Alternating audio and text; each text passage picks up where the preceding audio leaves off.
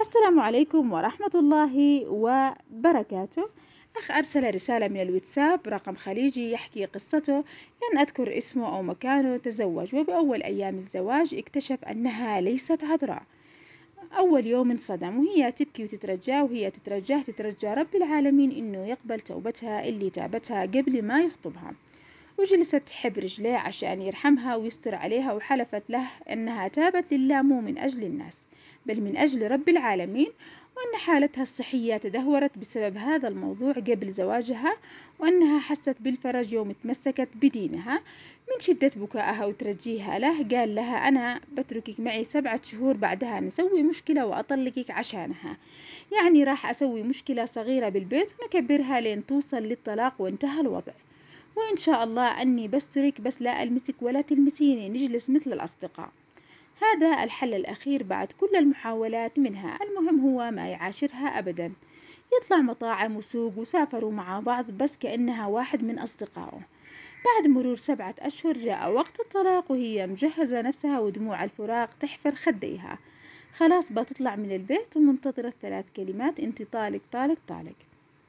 قبل ما قال: ما بطلق الحين، بالأول نروح مشوار بسيط، وأول ما نوصل بيت أهلك بطلقك قبل ما تنزلي من السيارة. طلعوا من البيت وشنطتها وكل أغراضها معاها، وراح وقف وهي معاه عند محل كوافير. قالت: ويش هذا؟ قال: أبيك تدخلين تضبطين وتزينين، أبي مثل ما أخذتك من عند أهلك أرجعك بنفس الشكل. قالت: ما يصير، كيف أضبط نفسي؟ أهلي يشكون، وكيف أتطلق وأرجع البيت مثل ما جيتك منضبطة وكاشخة؟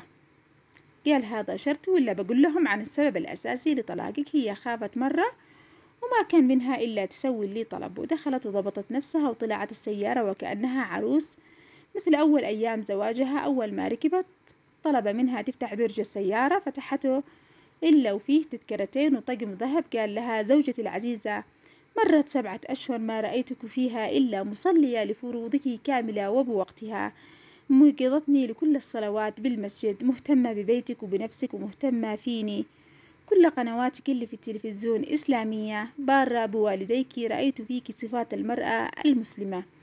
أنت أذنبتي وتبتي فقبل الله توبتك، فما بالك بعبد من عبيد الله لا يقبل بك؟